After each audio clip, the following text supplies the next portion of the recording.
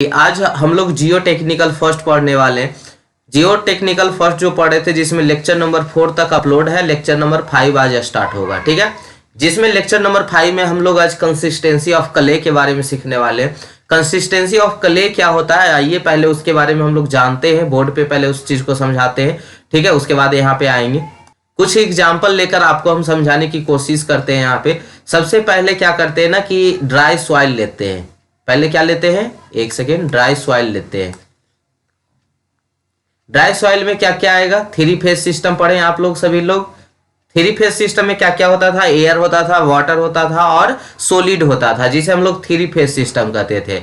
यहाँ पे dry soil है, ड्राई सॉइल है मतलब यहाँ पे सिर्फ क्या होगा, एयर होगा और क्या होगा, सॉलिड होगा। इसको हम ले लेते हैं case number first. Case number ये आपका क्या है, फर्स्ट है, जो क्या है, ड्राई सॉइल है। ड्राई सॉइल का मतलब S0, जिसे हम लोग क्या बोलते हैं, ड्राई सॉइल बोलते हैं। यहां तक किन्हीं को कोई प्रॉब्लम नहीं होगा। ऐसा हम लोग क्या लाए, मिट्टी लाए। इस मिट्टी में हम कुछ वाटर ऐड करते हैं। इसमें हम लोग क्या करते हैं, कुछ वाटर ऐड करते हैं। वाटर ऐड करेंगे तो क्या होगा कि आप थ्री फेज सिस्टम के बारे में सुने होंगे या पढ़े होंगे। आपको फर्स्ट या सेकेंड क्लास में ही पढ़ाए थे कि थ्री फेज सिस्टम क्या होता है, जिसमें एयर भी हो, वाटर भी हो और क्या हो, सॉलिड भी हो। ठीक है, सॉलिड। तो जब एयर और सॉलिड है सिर्फ, यानी ड्राई सॉइल है, इसमें वाटर ऐड करेंगे तो आपका पार्शियली सैचुरेटेड केस बन जाएगा, जिसमें हम लोग, जिसको हम लोग थ्री फेज सिस्टम भी बोलते थे, जिसमें एयर भी आ जाएगा, वाटर भी आ जाएगा और क्या आ जाएगा, सॉलिड। कब, जब हम ड्राई सॉइल में वाटर को ऐड किए। ठीक है, तो अभी तक वॉल्यूम इंक्रीज नहीं किया है। ठीक है, अभी तक वॉल्यूम इंक्रीज नहीं किया, इसको हम बोलते हैं केस नंबर 2। Case number 2। अब क्या करते हैं कि इसमें और थोड़ा वाटर को ऐड करते हैं, ऐड वाटर, और थोड़ा वाटर ऐड करेंगे तो क्या हो जाएगा यहाँ पे कि जहां पे एयर है वहां पे भी क्या आ जाएगा, वाटर आ जाएगा। जहां पे एयर है वहां पे भी क्या आ जाएगा, वाटर आ जाएगा। क्लियर, यहां तक किन्हीं को कोई कंफ्यूजन नहीं। जो एयर वॉइड था उसमें भी क्या आ गया, वाटर आ गया। यानी इसको हम लोग बोलते थे, इसको बोलते थे पार्शियली सैचुरेटेड। और केस नंबर ये 3 आ गया, केस नंबर 3। केस नंबर 3 को हम लोग क्या बोलते थे, जब ओनली वाटर और सॉलिड होता था तो इसको बोलते थे सैचुरेटेड सॉइल। इसको क्या बोलते थे, सैचुरेटेड सॉइल, जिसका एस का वैल्यू कितना होता था, 1 होता था। क्लियर, तो यहाँ भी वॉल्यूम इंक्रीज नहीं हुआ है। क्यों नहीं हुआ है, क्योंकि एयर के जगह वाटर आ गया, जो एयर वॉइड था उसके जगह वाटर आ गया है। लेकिन इसमें और हम थोड़ा वाटर ऐड करेंगे तब तो जो वॉल्यूम ऑफ वॉइड है वो पूरा ऑक्यूपाई हो गया, वाटर से पूरा पानी से फुल हो गया है। तो अब अगर आप पानी डालिएगा तो क्या होगा, सोच सकते हैं कि इसका वॉल्यूम क्या कर जाएगा, इंक्रीज कर जाएगा। वॉल्यूम क्या कर जाएगा, इंक्रीज कर जाएगा, है ना। सॉलिड जितना में है तो वहां तो सॉलिड ही रहेगा, अब बाकी में क्या आ जाएगा, वाटर आ जाएगा। ये वॉल्यूम क्या हो जाएगा, इंक्रीज हो जाएगा। क्योंकि अभी तक जो वाटर आ रहा था सिर्फ वॉइड में आ रहा था, अब वॉइड भी फिल हो चुका है। ठीक है, तो अब जो वॉल्यूम क्या करेगा, बड़ा हो जाएगा। यानी इसको हम V1 ले ले और इसको भी ले ले तो कह सकते हैं जो ओरिजिनल वॉल्यूम था वो क्या है, छोटा है। किससे, जो आपका ये फाइनल वॉल्यूम अभी हम क्रिएट किए हैं। ठीक है, यहां तक समझ में आया। चलिए, अगर यहां तक समझ में आया होगा तो अब थ्योरी पे पढ़ते हैं हम लोग। कंसिस्टेंसी ऑफ क्ले में सबसे पहले पहला केस ले लिए थे, अभी बोर्ड पे समझा रहे थे, जिसमें एयर और सॉलिड था, उसमें कुछ वाटर मिलाते हैं तो एयर वाटर सॉलिड बन जाएगा, जिसे पार्शियली सैचुरेटेड कहेंगे। और थोड़ा वाटर मिक्स करेंगे तो वाटर सॉलिड हो जाएगा, और थोड़ा करेंगे तो इसका वॉल्यूम क्या कर जाएगा, इंक्रीज कर जाएगा, जिसे हम लोग सुपर सैचुरेटेड बोलते हैं। अब उसी जो इतना चीज सीखे है ना, उसी को यहाँ पे थ्योरी में कर दिए कि when the water is added, जब आप इसमें वाटर ऐड कर रहे हैं to the dry soil, then water will start to occupy the space. तब वो अपना वॉल्यूम ऑफ वॉइड को क्या करना चाहता है, ऑक्यूपाई करना चाहता है और करेगा भी। Volume which was occupied by the air and this process will contain till the water will occupy the complete space was occupied by air। जितना एयर ऑक्यूपाई किया हुआ था उसी में क्या आ जाएगा, वाटर आ जाएगा।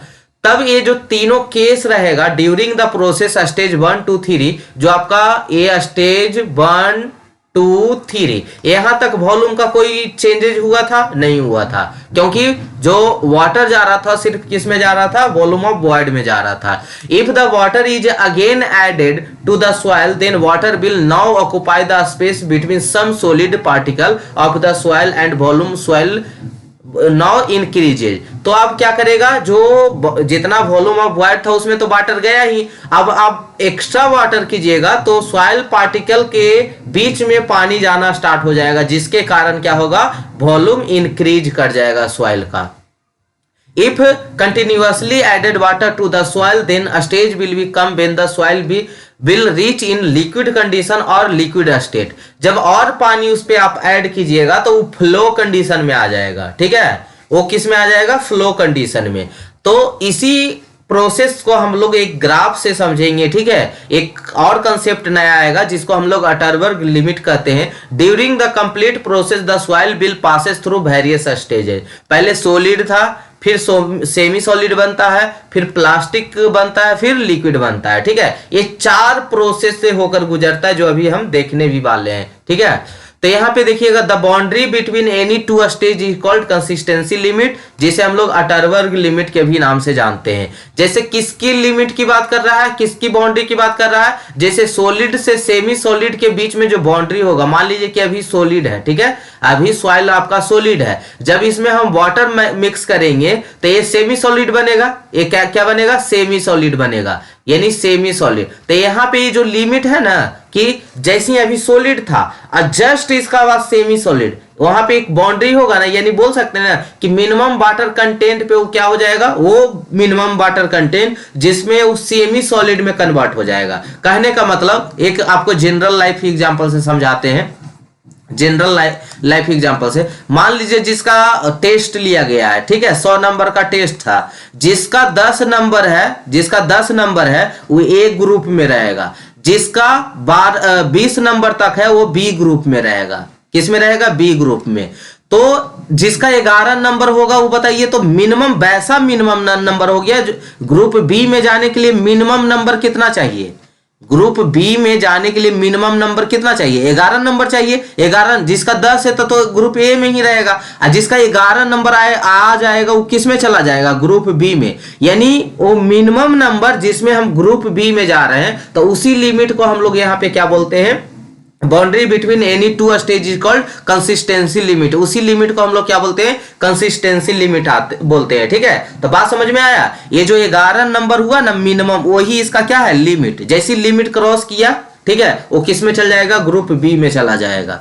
तो मतलब एक जनरल लाइफ से एग्जांपल समझाने की कोशिश किए, तो वही यहाँ पे होगा कि सॉलिड से सेमी सॉलिड का जो बाउंड्री होगा या लिमिट होगा, उसी को हम लोग क्या बोलते हैं, कंसिस्टेंसी लिमिट कहते हैं। या सेमी सॉलिड से प्लास्टिक का जो लिमिट होगा उस कंसिस्टेंसी लिमिट। तो ये 3 तरह का लिमिट बनेगा आपका, अभी जस्ट आपको बता रहे हैं। तो उसी लिमिट को हम लोग अटरबर्ग लिमिट भी कहते हैं, ठीक है।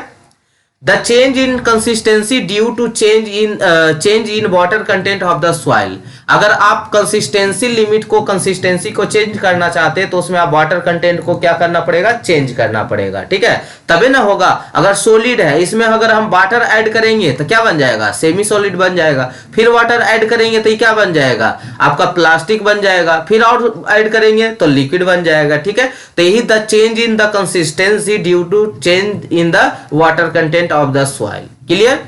चलिए, तो ये तो हुआ था कि कंसिस्टेंसी ऑफ क्ले क्या है। अब कुछ क्वेश्चन कर लेते जो आप पिछले लेक्चर में, लेक्चर नंबर 4 में पढ़े होंगे, उससे क्वेश्चन है कुछ। The coefficient of curvature for well graded soil must be in the range of.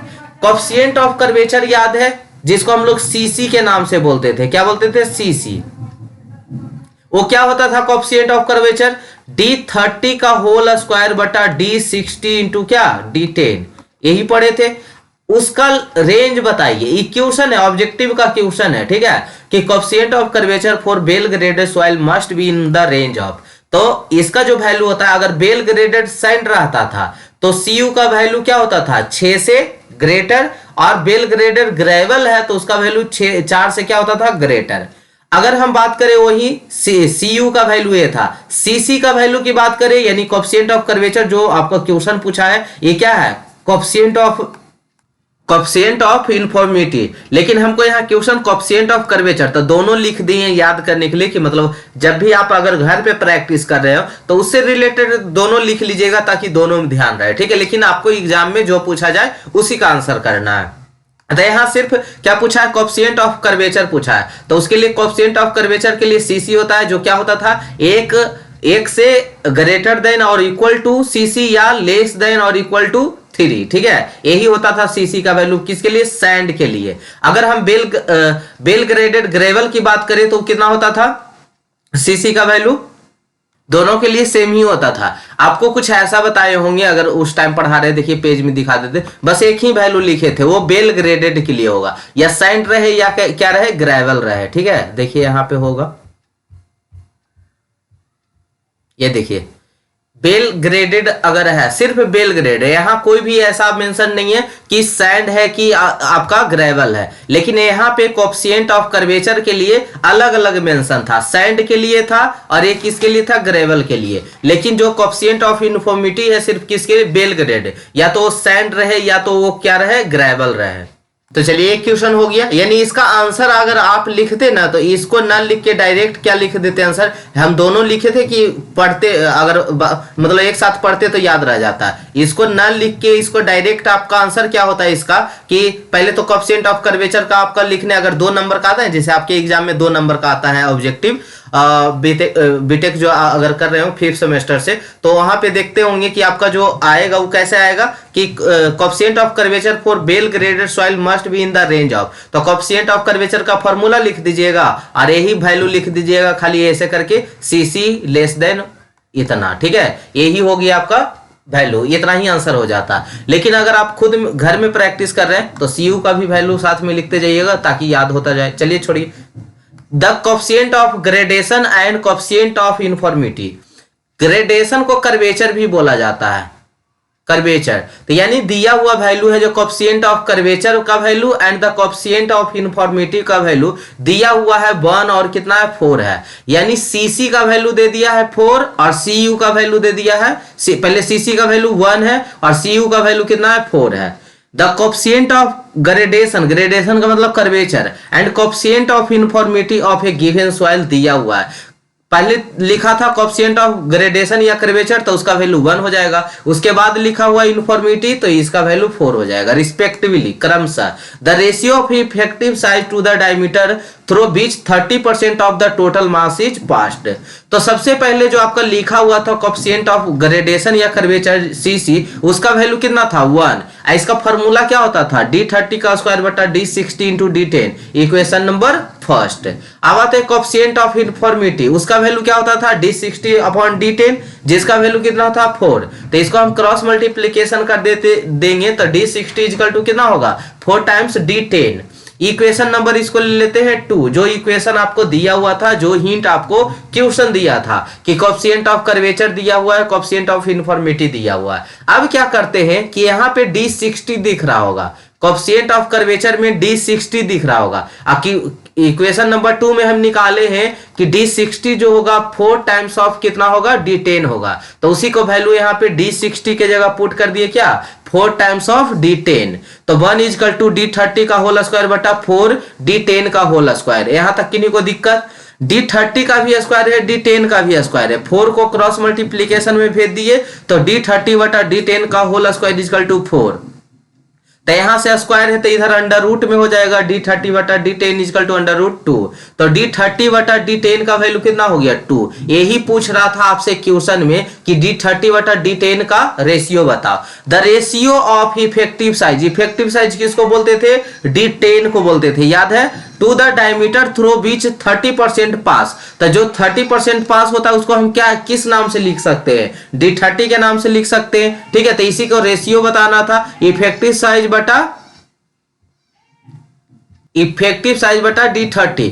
आपको पूछा था इफेक्टिव साइज बटा D30, लेकिन हम लोग का निकला क्या है D30 बटा इफेक्टिव साइज, तो इसको क्या कर देंगे रेसिप्रोकल कर देंगे, ठीक है। तो क्या हो जाएगा D30, तो इधर भी हो जाएगा, जो 2 है वो 1 बटा 2 हो जाएगा, तो ratio of effective size to the diameter through which 30% of the क्या है टोटल मास, तो D10 बटा क्या हो जाएगा D30, मतलब इसको पलट देंगे तो D10 बटा क्या हो जाएगा D30, तो इधर भी पलटा जाएगा तो 1/2 यानी वैल्यू हो जाएगा 0.5। कितना आसान क्वेश्चन था, ठीक है। चलिए नेक्स्ट पॉइंट पे आते हैं। The coefficient of curvature for Belgrade, answer हो गया यही चीज था, फर्स्ट क्वेश्चन यही था, कोफिशिएंट ऑफ कर्वेचर कितना होगा, तो कोफिशिएंट ऑफ कर्वेचर इतना होगा। अगर फॉर्मूला की बात करें तो D30 स्क्वायर बटा D10 into D60 into D10, यही आपका क्या है आंसर हो जाएगा इसका, अगर फॉर्मूला पूछेगा तो। पूछा है कोफिशिएंट ऑफ यूनिफॉर्मिटी बताओ, किसके लिए, बेल ग्रेडेड सैंड के लिए। तो बेल ग्रेडेड सैंड जो होता है किससे ज्यादा होता है, 6 से ज्यादा होता है। और अगर हम इसको ग्रेवल की बात करते तो ग्रेवल में कितना हो जाता, 4 हो जाता। तो यहाँ पे क्या पूछा है, सैंड पूछा है, तो सैंड में Cu का वैल्यू जो बेल ग्रेडेड के लिए क्या होता है, ग्रेटेड होता है। यही पुअरली ग्रेडेड हो जाता तो क्या हो जाता, लेस देन हो जाता। क्लियर। अगर इसमें क्या था, यहाँ पे बेल ग्रेडेड लिखा है ना, पुअरली ग्रेडेड लिख देता सैंड के लिए तो क्या लिखते, लेस देन 6 लिखते। अगर यहीं पे ग्रेवल की सैंड के जगह ग्रेवल कर देता तो Cu का वैल्यू किससे ज्यादा, 4 से ज्यादा। अगर पुअरली ग्रेडेड ग्रेवल बोल देता था कि किसका कितना वैल्यू हो जाता, लेस देन 4 हो जाता। तो ये सब अगर आप कल के क्लास देखे होंगे तो ये सब दिक्कत नहीं आ रहा होगा, ठीक है। चलिए अब आते हैं इंडेक्स प्रॉपर्टी में आते हैं। कंसिस्टेंसी